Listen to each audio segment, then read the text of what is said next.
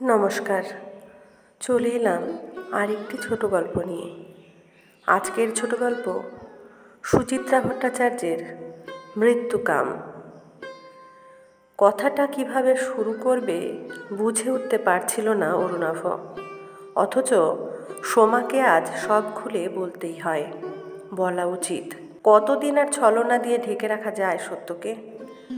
অরুণাভ আসার সঙ্গে সঙ্গে নার্স মেয়েটি বেরিয়ে গেছে ঘর থেকে। যাওয়ার সময় 3 দিকের আভূমিলম্বিত দুধ সাদা ভারী পর্দায় ঢেকে দিয়ে গেছে চতুর্দিক। ছোট্ট পরিটুকু জুড়ে এখন শেষ বিকেলের আলো ছায়া। ওষুধ আর লাইজলের তীব্র গন্ধে কেমন যেন মৃত্যু বিষাদ। ঝিমঝিম সেই বিষাদে নিজেকে মুড়ে এক প্রতিমা হয়ে নিশ্চুপ বসে আছে সোমা, চোখ বুজে, পিঠের পিছনে উঁচু বালিশ দুটোতে ঠেসান দিয়ে। মাত্র 5 দিনেই সোমা কি ভীষণ রোগা হয়ে গেছে, রক্তহীন, ফ্যাকাশে। নার্সিংহোমের ঢলঢলে সাদা অ্যাপ্রনে আঁটো বাঁধা 2 বিনুনিতে সম্পূর্ণ আভরণহীন সোমা যেন ঠিক সোমা নেই। সে এখন এক চিররুগ্ন শীর্ণ বালিকা। তার কোমর অবধি সাদা চাদর টানা, সাদা বিছানা, সাদা বালিশ, সর্বত্র বড় অসহ্য শুভ্রতা। অরুণাভর গা ছমছম করে উঠল।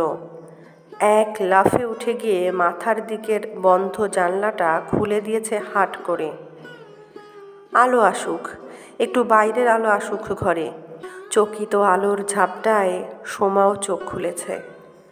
অরুণাভ জানলার পর্দাটাও সরিয়ে দিল। এই জানলাটা এরা সবসময় বন্ধ রাখে কেন? রোগীর ঘর, এখানে তো একটু আলো বাতাস খেলা দরকার। সোমার ঠোঁটে ফিকে হাসি। এসি চলে যে, মাঝে মাঝে তো এসি বন্ধও থাকে। শীতের শুরুতে এভাবে জোরে ফ্যান না চালিয়ে সিস্টারকে তো বলতে পারো জানলা খুলে দিতে। দেয় তো, কচু দেয়, দিলে এমন মরা থাকে কি করে ঘরটা স্যাঁতসেঁতে? হাসপাতাল, নার্সিংহোম এরকমই হয়। সোমার ঠোঁটে হাসিটুকু ঝুলে আছে। আর ভেবে কি হবে, আজই তো শেষ। কাল বাড়ি গেলে সব সময় নয় দরজা জানলা খুলে রেখো। অরুণাভ সামান্য থমকালো। কাল বিকেলে সোমা যে শুধু একাই ছাড়া পাচ্ছে, এই কথা কি সোমা জানে? সোমার কপাল বেয়ে কয়েক গাছি বাসি চুল অলস ঝুরি নামিয়েছে। অরুণাভ আলতো হাতে সরিয়ে দিল চুলগুলোকে। মনে মনে ভূমিকা তৈরি করছে। বাড়ি গিয়ে কিন্তু চুপ করে বিছানায় শুয়ে থাকবে, বেশি নড়াচড়া একদম না। সোমার হাসি নিভল। ডাক্তারবাবু একটু আগেও আমাকে বকাবকি করছিলেন, এত তাড়াতাড়ি নিয়ে যাওয়াটা ডাক্তারবাবুর পছন্দ হচ্ছে না। সিজার কেসে মিনিমাম আরও 2-3 দিন। সোমা অরুণাভর হাত চেপে ধরল। আমি এখানে কিছুতেই থাকবো না। কে বলেছে থাকতে? অরুণাভ হেসে ফেলল। কাল তোমাকে কত লোক নিতে আসবে জানো? দিদি, জামাইবাবু, তোমার দাদা, বৌদি। তুমি? পাগলি কোথাকার, আমাকে তো আসতেই হবে। বলতে গিয়ে অরুণাভর বুকটা ধক করে উঠেছে। শুধু আজ কেন, আরও কতদিন যে আসতে হবে এখানে, এই কথাটাই তো সোমাকে জানানো দরকার এক্ষুনি। অরুণাভ ছোট্ট টুলটা খাটের আরও কাছে টেনে নিল। সোমার হাত ছুঁয়ে মিনিট খানেক বসে রইল চুপচাপ। তারপর খুব নিচু স্বরে শুরু করেছে। সোমা, তোমাকে একটা কথা বলার ছিল। কথা দাও, শুনে তুমি একটুও কান্নাকাটি করবে না। সোমা চোখ বন্ধ করে অন্যদিকে মুখ ঘোরালো। তুমি কি বলবে আমি জানি। জানো? কি জানো? তোমরা সকলে আমাকে মিথ্যে কথা বলেছ। সোমার গলা দুলছে। বাচ্চাটা পেট থেকেই মরা বেরিয়েছিল। না। চিৎকার করে উঠতে গিয়েও অরুণাভ অনেক কষ্টে সামলে নিল নিজেকে। বিড়বিড় করে বলল, তুমি জানো না? বাজে কথা। তুমি মিথ্যে আমাকে ভোলাতে চাইছ। বন্ধ চোখের কোল বেয়ে অসাড়ে অশ্রু ঝরছে সোমার। কান্নায় গলা বুজে গেল। আমি জানি সে নেই, মরে গেছে। কথাটা বুকে জমাট হয়ে আটকেই রইল অরুণাভর। হায় রে, সত্যি যদি তাই হতো। একটা ফুলের মতো সুন্দর শিশু টলমল পায়ে ছুটছে, কোকড়া কোকড়া চুল, ফোলা ফোলা তুলতুলে গাল, হাসছে, খেলছে, ঠোঁট ফোলাচ্ছে, মাঝে মাঝে নিজের মনে বলে চলেছে তা তা তা তা তা তা। শিশুর বদলে ওই দানব। সন্ধ্যা নামার আগে বিকেলের এই মুহূর্তটায় কি যে একটা হয় দেবীপ্রসাদের। ঝিমঝিম ঘোর ঘোর ভাব। রাস্তার আলোগুলো সব আবছা। দোকানপাট, পথ ঘাট কেমন নিষ্প্রভ, যান্ত্রিক। এ সময় একটু ধোয়া মাথায় ভরে নিতে পারলে তাও একটু আরাম হয়। ভেতরে ধোয়া গেলে বাইরের ধোয়া ধোয়া ভাবটা কাটে, এই আর কি। কিন্তু উপায় নেই। হাঁপানির টান বেড়েছে, কাশিও। দিনে এখন 3টে সিগারেট বরাদ্দ, 2টো খাওয়া হয়ে গেছে। রাতের খাওয়া শেষ হলে একটা জুটবে, সেরকমই আইন বেঁধে দিয়েছে তার ছেলে। শুধু ছেলে না, স্ত্রীও। দেবীপ্রসাদ এখন ওই দুজনের খাস তালুকের প্রজা। পিছনে 2-3টে ছেলেকে দেখে দেবীপ্রসাদ দাঁড়ালেন একটু। ছেলেগুলো তাকে বড় জ্বালাতন করে, সবসময় কাপড় চোপড়ের হুঁশ থাকে না। দেবীপ্রসাদের ঠোঁট আপন খেয়ালে বিড়বিড় করে, তাই দেখে ছেলেরা হেসে কুটোপাটি হয়। কি দাদু, সংগ্রাম কদ্দূর? বিপ্লব এলো? দেবীপ্রসাদ খিচিয়ে ওঠেন। আসবে রে, আসবে। ছেলেরা পানীয় জলের বোতল দোলায়। কোকো কোলায় আসবে, চলবে একটু? হেভি টেস্ট, জিং থিং দাদু। দেবীপ্রসাদের মাথার কোষ রাগে অসাড় হয়ে যায়, ভো ভো করে। এই দিন দেখাই তবে বাকি ছিল। এর জন্যেই কি গোটা যৌবন? চোখ কান বুজে ছেলেগুলোকে পেরোলেন দেবীপ্রসাদ। পান সিগারেটের দোকানের কাছে এসে চাপা খুশির হিল্লোল বুকে। শম্ভু না? শম্ভু আজকাল দোকানে প্রায় বসেই না, ছেলে বসে। সে ছোড়াটা মহা বিচ্ছু, 1 পয়সা ধার দিতে চায় না দেবীপ্রসাদকে। কি গো শম্ভু, আজ তুমি যে বড়? শম্ভু এক খদ্দেরের পান সাধছিল। বয়স্ক হাতে সে তাড়াতাড়ি চুন খয়ের লেপতে পারে না। খদ্দেররা বিরক্ত হয়, তাই পানেতেই এখন তার অখণ্ড মনোযোগ। তবু হাসল ভদ্রতা করে। ছেলে আজ একটা ফাংশনে যাবে, গার্মেন্টের। বম্বে থেকে সব নাচতে আসছে। মিঠুন, শ্রীদেবী, অনিল কাপুর, মাধুরী। ওলে ওলে ফাংশন। কথাগুলো প্রায় কানে আসে দেবীপ্রসাদের। খবরের কাগজেও পড়েন, তবে ঠিক মাথায় ঢোকে না। দেবীপ্রসাদদেরই সরকার শিল্পী আর্টিস্ট এনে নাচাচ্ছে। তা কি করে হয়? ওগুলো নাকি পচা গলা নর্দমার সংস্কৃতি। পার্টির ক্লাসে বলতো সমাজের অবক্ষয়। দেবীপ্রসাদ প্রশ্ন করলেন, তা কি সুখে ফাংশন হচ্ছে? শম্ভু উদাস হাসল। কলকাতার 300 বছর বয়স হলো না? বাইরের ধোঁয়া আরেকটু বেড়ে গেল দেবীপ্রসাদের সামনে। শহরে হু হু করে ভিখিরি বাড়ছে, ঘরে ঘরে সাজোয়ান বেকার, রাস্তাঘাট ভেঙে চুরে কদর্য। রোজ কোনো না কোনো কারখানায় লকআউট। চারিদিকে ঘুষ ঘুষ আর ঘুষ, তবু এত সুখ। দেবীপ্রসাদ হাত ঝাপটা দিয়ে ধোঁয়াটাকে তাড়াতে চাইলেন। দে, একটা সিগারেট দে। শম্ভু একটা 4 মিনার দিল। আপনি আর ব্র্যান্ডটা বদলালেন না দাদা। বুক ভরে 2-3টে টান দিয়ে দেবীপ্রসাদ খুব খুব কাশলেন কিছুক্ষণ, তারপর একগাল হাসলেন। ওসব ফিল্টার টিল্টার 2-1বার চেষ্টা করে দেখেছি, সোয়াদ পাই না। দামটা যদি কাল তোকে দিই, মানে পয়সা নিয়ে বেরোয়নি তো?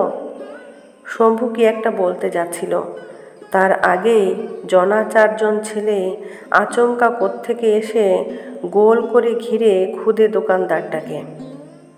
একটা বেটে কালো ছোকরা বিজ্ঞের ভঙ্গিতে শম্ভুর দিকে তাকালো। মঙ্গলবার বিকেলে তোমার দোকান বন্ধ ছিল কেন? শম্ভু খুব একটা গা করল না। ছিল বুঝি? তা হবে বলেই দেবীপ্রসাদের দিকে ফিরেছে। আমি তো কাল থাকবো না, ছেলেকেই পয়সাটা দিয়ে দেবেন। কালো ছেলেটা কর্কশভাবে বলল, এই, আমি তোমার সঙ্গে কথা বলছি। শম্ভু ঘুরল। বললাম, তো হয়তো বন্ধ ছিল, তার মানে তুমি বন্ধ সাপোর্ট করেছ? ওসব আমি জানি না, ছেলে জানে। আগের দিন এসে বলে গেছিলাম দোকান খোলা রাখতে।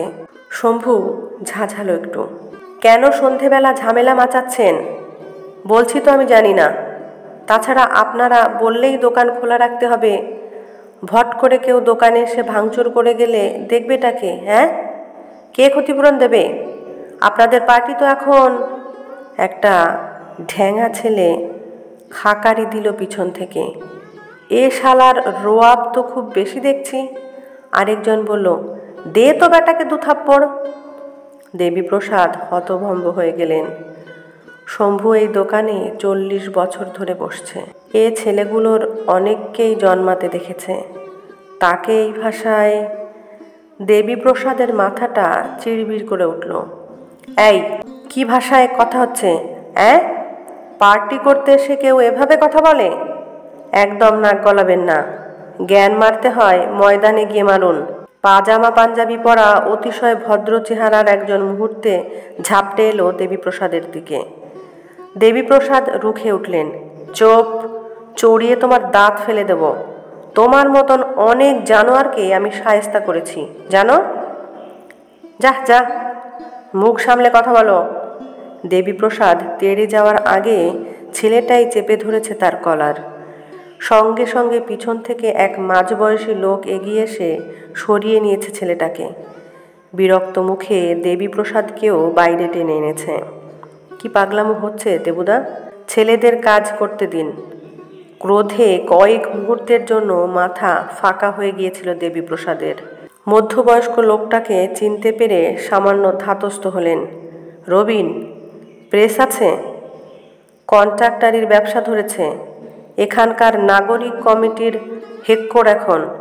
72 সালে যখন তিনি কুকুরের মতো পালিয়ে বেড়াচ্ছেন এক আশ্রয় থেকে আরেক আশ্রয়ে, তখন এই লোকটা পার্টির ছায়াও মারাতো না কোনোদিন। আর এখন কত বড় দাদা! দেবীপ্রসাদ খেকিয়ে উঠলেন। তুমিই পেছন থেকে এসব করাচ্ছ? রবিন আলগা হাত রাখল দেবীপ্রসাদের পিঠে। জনগণের স্বার্থে একটু অ্যাডজাস্ট করতে হয় দেবুদা। মানে? তোমাদের পার্টির জন্য শম্ভুর স্যাক্রিফাইস জানো? তোমাদের মিটিংয়ে যেত বলে একসময় ওর দোকান পুড়িয়ে ছাই করে দেওয়া হয়েছিল। ওর বাড়িতে গিয়ে গুন্ডারা পিটিয়ে এসেছিল ওকে। ওদের কলোনিতে একা শম্ভু তোমাদের সংগঠন টিকিয়ে রেখেছিল। পাজামা পাঞ্জাবি দূর থেকে চেঁচিয়ে উঠল, সেই জন্যই তো এখন ওর গায়ে হাত তুলিনি। দেবীপ্রসাদ থম মেরে গেলেন। 67-তে যে স্বপ্নের শুরু, 72-এ সেই স্বপ্ন হোঁচট খেয়ে গিয়েছিল কিছুটা। 77-এ সেই স্বপ্ন আবার যেন নড়ে চড়ে উঠেছিল। মনে হয়েছিল এবার বোধহয় নতুন পৃথিবী, নতুন আলো। যে নবজাতক ভূমিষ্ঠ হচ্ছে সে বুঝি সমস্ত স্বপ্নকে অবয়ব হয়ে ফুটিয়ে তুলবে। রবিন বলল, ওকে সাপোর্ট করা আপনার শোভা পায় না দেবুদা। জানেন, সেদিন জনগণের ইচ্ছার বিরুদ্ধে বন্ধ ডাকা হয়েছিল। দেবীপ্রসাদ বলতে চাইলেন, পুলিশ এলোপাথারি গুলি চালিয়ে 7টা লোককে মেরেছে। তার বিরুদ্ধে তো তোদেরই বন্ধ ডাকা উচিত ছিল। ওই পুলিশের বিরুদ্ধেই না যুদ্ধ ছিল পার্টির। ওই পুলিশ ছিল জনগণের শত্রু। যারা মরেছে তারাও তো কেউ অন্য পার্টির লোকও না। তাহলে জনগণের দোহাই তোরা পারিস কি করে? বললেন না। বললে আরও অনেক কথাই বলা যায় ওই রবিনই একদিন তার প্রেসে দেবীপ্রসাদদের লিফলেট ছাপাতে রাজি হয়নি। বলা যায় এই রবিনই কেন পুলিশের জিপে এক চক্কর কাটে গোটা পাড়ায়। এক পাল গুন্ডা তাড়াতে গিয়ে জন্ম হয়েছে আরও এক পাল গুন্ডার। এর চেয়ে নবজাতক জন্মেই মরে গেলে ভালো হতো বোধহয়। এই বিকৃতি দেহটাকে তাকে দেখতে হতো না। তবু কেন যে বেঁচে আছে বাচ্চাটা, হাত পা ছুটছে। তবু বেঁচে আছে শিশুটা, হাত পা ছুটছে। অরুণাভর চোখের সামনে আবার ঝলসে উঠল মুখটা। মুখের আদল, কিংবা বলা যায় মুখের বদলে মুখের জায়গাটা একদলা মাংসপিণ্ড। চোখ নেই, নাক নেই, কান নেই, যেখানে ঠোঁট থাকা উচিত সেখানে শুধু একটা গোল গর্ত।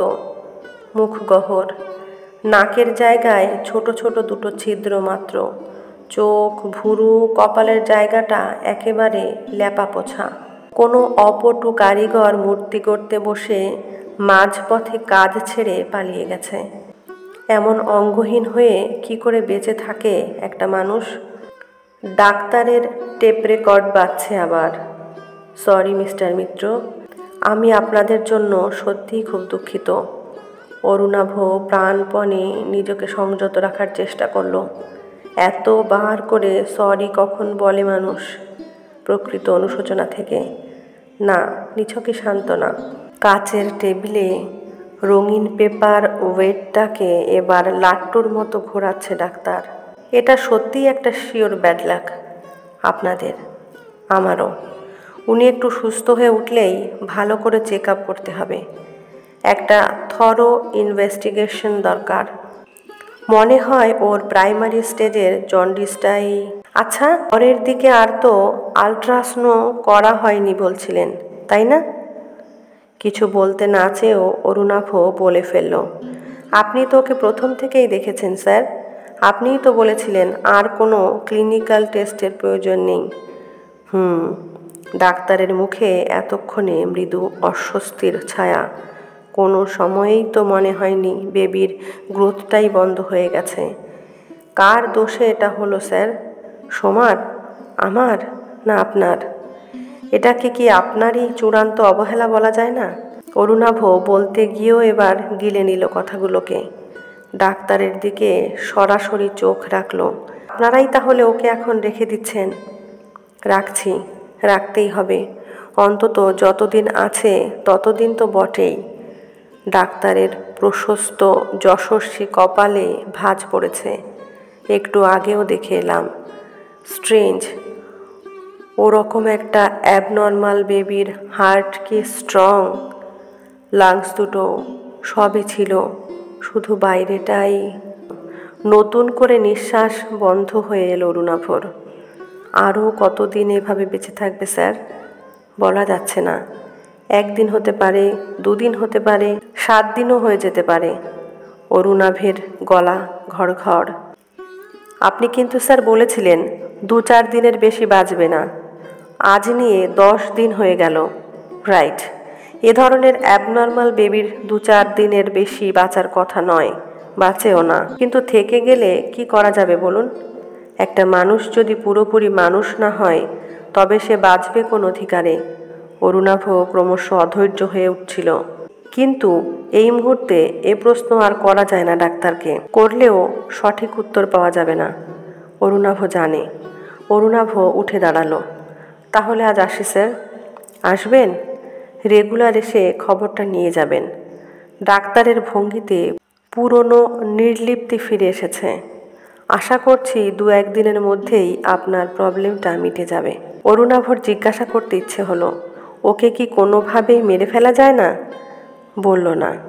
কোনো ইচ্ছে মনে হয় মাথা কুটে মরলেও তাকে মনেই রেখে দিতে হয়। ডাক্তারের ঘর থেকে বেরিয়ে অরুণাভ দাঁড়িয়ে পড়ল। প্রচণ্ড মানসিক বিশৃঙ্খলায় যে জন্য আসা সেই কথাটাই ভালো করে আলোচনা করা হয়নি। অরুণাভকে ফিরতে দেখে ডাক্তারই জিজ্ঞাসা করল, কি হলো, আর কি প্রবলেম? স্যার, ওর এই ব্রেস্ট সেপটিক হয়ে যাওয়াটা ভয়ের কিছু নয় তো? মানে অন্য কোনো ক্ষতি হবে না তো? আরে না না, ওষুধ তো লিখে দিলাম, টাইমলি খাইয়ে যান। পেইন বেশি হলে সেকটা চালাবেন, ভয়ের কিছু নেই। মায়ের বুকে দুধ আসা কোয়াইট ন্যাচারাল ব্যাপার। ডাক্তার দার্শনিক হলো। সন্তান যেমনই হোক বেঁচে থাক, মরে যাক, যে তাকে ধারণ করেছিল তার স্বাভাবিক যন্ত্রণাগুলো তো থাকবেই। কতদিন? যতদিন না যন্ত্রণার উৎস শুকোয় ততদিন। প্রকৃত যন্ত্রণার উৎস কি শুকোয় কোনো দিন? কখনো? অরুণাভ ধীর পায়ে বেরিয়ে এলো। ঘরের ভেতরে ভয়ানক ছটফট করছিলেন দেবীপ্রসাদ। এখনও তার ডান কাঁধে অসহ্য ব্যথা, কপাল ফুলে আছে। তবু তাকে ঘরে আটকে রাখতে হিমশিম খেয়ে যাচ্ছিলেন প্রভাতী। একটু আগে কয়েকটা ছেলে ধরাধরি করে দেবীপ্রসাদকে বাড়ি পৌঁছে দিয়ে গেছে। স্টেশনের ওপারে নাকি অজ্ঞান হয়ে পড়েছিলেন। কেন অজ্ঞান হয়েছিলেন কিছুতেই স্ত্রী খুলে বলতে রাজি নন তিনি। শুধু থেকে থেকে তড়পে উঠছেন। কি যে বলছেন মাথায় ঢুকছে না প্রভাতীর। প্রভাতী কপালে করাঘাত করে ডুকরে উঠলেন। তোমার কি কোনো দিনই জ্ঞানগম্যি হবে না গো? বাড়িতে একটা এত বড় বিপদ, ছেলে বউয়ের এমন একটা সর্বনাশ, এ সময়ও তুমিও কারোর কথা ভাববে না? ছোট্ট 2 কামরার বাড়ি, এক ঘরের কথা একটু উঁচু হলেই আরেক ঘরের কানে যায়। অরুণাভ সোমার কাছে আর বসে থাকতে পারল না, উঠে এলো পাশের ঘরে। কি হয়েছে মা, চেঁচাচ্ছ কেন? ছেলেকে সামনে পেয়ে যেন জোর বাড়ল দেবীপ্রসাদের। মাকে বলতো কেন আমাকে বাইরে যেতে দিচ্ছে না? অরুণাভ তার খ্যাপাটে বাবাকে চেনে, আবার চেনেও না। এতটুকু সাংসারিক বোধ বুদ্ধি নেই। বউ ছেলে কি অবস্থায় রয়েছে সে ভাবনা না করেই আজীবন হা হা করে দেশোদ্ধারের নেশায় মেতেছেন। এটা কি একটা সংসারী মানুষের ধর্ম? বেশ রূঢ় গলাতেই অরুণাভ বলল, ঠিকই তো বলেছে, একটু আগেই অজ্ঞান হয়েছিলে, একটু সুস্থ হয়েই বাইরে যাওয়ার জন্য লাফাচ্ছ। কে বলল আমি অজ্ঞান হয়েছিলাম? ওরা আমাকে মেরে শুইয়ে দিয়েছিল, আবার ওরাই আমাকে কাঁধে করে বাড়ি পৌঁছে দিয়ে গেছে। অরুণাভ হা হয়ে গেল। বাবার সাম্প্রতিক পাগলামির ব্যাপারটা অনেকের মুখে শুনেছে বটে, কিন্তু এত দূর যে গড়িয়েছে এ সম্পর্কে তার ধারণাই ছিল না। রাস্তাঘাটে যখন তখন যার তার সঙ্গে ঝগড়া করছেন, কারণে অকারণে পাড়ার দাদাদের গালাগাল করছেন। রাস্তার চ্যাংড়ারা পাগলা বলে টিটকারি ছুটছে। এতটা অবধি তবু গা সওয়া ছিল অরুণাভর। তা বলে মারপিট? অরুণাভ বাবার কাঁধ ধরল, নরম করে বলল, কি গণ্ডগোল পাকিয়েছিলে আজ? এবার সব খুলে বলো তো। ছেলের কোমল কণ্ঠস্বরে ঈষৎ নিষ্প্রভ হলেন দেবীপ্রসাদ। সাফাই দেওয়ার সুরে বললেন, না রে, গণ্ডগোল কেন পাকাবো? ও পাড়ার একটা ভাড়াটেকে গায়ের জোরে বেআইনিভাবে তুলবে বলে 5-7টা গুন্ডা এসেছিল। আমি ওদের এগেইনস্টে কমপ্লেন করতে গিয়েছিলাম। গিয়ে দেখি ওরাই পার্টি অফিসের গেটে দাঁড়িয়ে। যতীন, সুনীল সকলে দাঁড়িয়ে আমার মার খাওয়া দেখল, টু শব্দটাও করল না। অরুণাভ থাকতে পারল না, ভেঙচে উঠল, ওরাই না তোমার পুরনো দোস্ত, কমরেড। দেবীপ্রসাদের বুকে একটা কষ্ট দানা পাকাচ্ছিল। ঠিক কবে থেকে যে পচতে শুরু করলো স্বপ্নটা। টাকা, ক্ষমতা আর লোভই কি বিষাক্ত জারক রসের মতো চারিয়ে গেল স্বপ্নটার শরীরে, নাকি চারদিকে সবই খুব সুষ্ঠুভাবে চলছে? তারই দেখার চোখ ভোঁতা হয়ে গেল বয়সের সঙ্গে সঙ্গে। উদ্বাস্তুদের জন্য লড়াইটা মিথ্যে, গ্রামে গ্রামে চাষিদের সঙ্গে দিন কাটানোগুলো মিথ্যে, 30 বছর ধরে তার একনিষ্ঠভাবে ছাত্র পড়ানো মিথ্যে, শুধু সত্যি আজকের এই মার খাওয়াটুকু। দেবীপ্রসাদ ঘাড় ঝুঁকিয়ে খাটে বসে আছেন। প্রভাতী ছেলের সঙ্গে বাইরে বেরিয়ে এলেন। ছেলে ফেরার পর থেকে তার সঙ্গে এখনও ভালো করে কথা বলতে পারেননি। বারান্দায় এসে ফিসফিস করে জিজ্ঞাসা করলেন, ওদিককার কি খবর? ভেতরের বিরক্তি গোপনে রাখতে পারল না অরুণাভ। কি আবার একই? প্রভাতী ফোঁস করে শ্বাস ফেললেন। হায় কপাল, ঘরে এক পাগল কিছু মানে না, আর ওদিকে আরেক সর্বনাশ। আহ, কি হচ্ছে মা, সোমা শুনতে পাবে। প্রভাতী আঁচলে চোখ মুছলেন। এবার বৌমাকে সব জানিয়ে দে।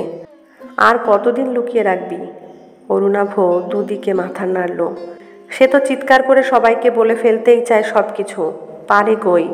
একা একা যন্ত্রণা সহ্য করা যে কি কষ্টের মা যদি বুঝতো। নার্সিংহোমের চত্বরে ঢুকে পা কাঁপছিল অরুণাভর। রোজই কাঁপে।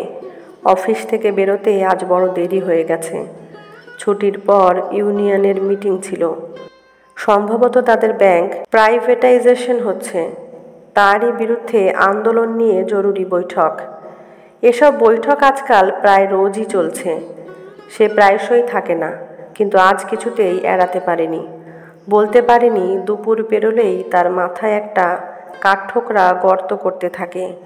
বিকেল এলে নিহাই পড়ে বুকে। বেঁচে আছে কি এখনো? আছে কি? অরুণাভ প্রত্যাশা নিয়ে ডাকল, সিস্টার, আমি এসেছিলাম। মাথায় সাদা ঝুঁটি বাঁধা নার্স মহিলার স্বর অন্য দিনের মতোই নির্বিকার। আপনার কোনো খবর নেই, অবস্থা একই রকম, নর্মাল। নর্মাল মানে আর কি, আছে, হাত পা ছুটছে। অরুণাভ কথাটাতে ধাক্কা খেল যেন। যার হাত পা নেই সে হাত পা ছড়ে কি করে? নাকি শরীরের যেখানে হাত পা থাকা উচিত সেই জায়গাগুলো নড়াচড়া করলেই? অরুণাভর গলা কেঁপে গেল। কোনো ওষুধ টষুধ কিনে দেওয়ার দরকার আছে? ওষুধ আর কি হবে, আপনি শুধু বেবির বেড চার্জটা পেমেন্ট করে দিয়ে যান, লাস্ট 7 দিনের। বাক্যটুকু শেষ করেই খুটখুট শব্দ বাজিয়ে ফিরে যাচ্ছিল মহিলা। অরুণাভ দৌড়ে গিয়ে তাকে ধরে ফেলেছে। ডাক্তারবাবু কি আজ দেখে গেছেন? হ্যাঁ, উনি সকালে এসেছিলেন। কিছু বলেছেন? মানে আরও কতদিন? দেখুন, স্যার তো আপনাকে বলেই দিয়েছেন এসব কেসে কিছু বলা যায় না। বেবি আজও ফিড নিয়েছে। অরুণাভ হতাশ মুখে দাঁড়িয়ে পড়ল। তার মানে এর মধ্যে কোনো চান্স নেই? সেটা কি করে বলি বলুন? মধ্যবয়সী সেবিকার নির্বিকল্প চোখে এতক্ষণে মৃদু মায়া ফুটেছে। অরুণাভর দিকে তাকিয়ে রইল কয়েক সেকেন্ড। রুক্ষ স্বর হঠাৎই কোমল, আপনার মনের অবস্থা বুঝতে পারছি, ধৈর্য ধরুন, ঈশ্বরে বিশ্বাস রাখুন, সব ঠিক হয়ে যাবে। ঈশ্বর আর চিকিৎসা বিজ্ঞানে কি একই সঙ্গে বিশ্বাস রাখা যায়? অরুণাভর ঠিক মাথায় ঢোকে না। প্রশ্ন করল, আচ্ছা সিস্টার, এমন তো হতে পারে হয়তো বেঁচে গেল, বেঁচেই রইল, একটা মেডিকেল মিরাক্কেল হয়ে। এত ভেঙে পড়ছেন কেন? নার্স আরও নরম। তেমন হলে বুঝতে হবে আপনার কপাল। তবে নিশ্চিন্ত থাকুন, এরকম হবে না, হতে পারে না। নার্সের স্বরে প্রত্যয়ের সুর ফুটে উঠছে না যেন। অরুণাভ শ্রান্ত পায়ে হিমায়িত হলঘর পেরিয়ে এলো। সত্যিই যদি বেঁচে যায় শিশুটা, ভাবতে আতঙ্কে শরীর অবশ। শেষ হেমন্তের সন্ধ্যায়ও ঘাম জমছে কপালে। বাইরের করিডোরে এসে অনেকক্ষণ পর একটা সিগারেট ধরালো অরুণাভ। ধাতস্থ হওয়ার চেষ্টা করছে। একটু আগের বিকেল হুশ করে চলে গেছে কখন। হালকা মসলিনের চাদর জড়িয়ে গুটিসুটি হয়ে বসেছে নাগরিক অন্ধকার। নার্সিংহোমের বাগানে ফুলে ফোয়ারায় কুয়াশা ধীরে ধীরে বিছিয়ে দিচ্ছে নিজেকে। উজ্জ্বল ফ্লোরেসেন্ট ল্যাম্পের গায়ে কুয়াশার স্বর। এই সময় কি নিশি ফুল ফোটে? সৃষ্টির আমোদে সুবাসিত হয় পৃথিবী। নার্সিংহোমের গেট পার হওয়ার আগেই রোজকার মতো অরুণাভ একবার পিছন ফিরে তাকালো। 5 মহলা বিশাল সেবায়তনের ঘরে ঘরে আলো জ্বলছে। আধার টপকে ছুটে এসেই হারিয়ে যাচ্ছে আলোর বিচ্ছুরণ। ওই প্রাসাদের কোনোখানে আছে ছেলেটা, 3 তলায় 4 তলায়। তার শীততাপ নিয়ন্ত্রিত ঘরে কি আলো থাকে সারা রাত? এই পৃথিবীর এত আলো একটুও কি দেখতে পায় না সে? নাকি বৈভবের মাঝেও তার কাছে অন্ধকারই অন্ধকার, অন্ধকারই অন্ধকার? সেই অন্ধকারে বসে আছেন দেবীপ্রসাদ বাড়ির দরজায়। পাড়াতে এখন লোডশেডিং। অরুণাভ প্রথমে দেখতে পায়নি বাবাকে। হঠাৎ একটা ধরা গলায় ডাক শুনে দাঁড়িয়েছে। অন্ধকারে বসে আছো যে? তোর জন্যে। দেবীপ্রসাদের কণ্ঠ নিচু তারে বাঁধা। এখনো বেঁচে আছে?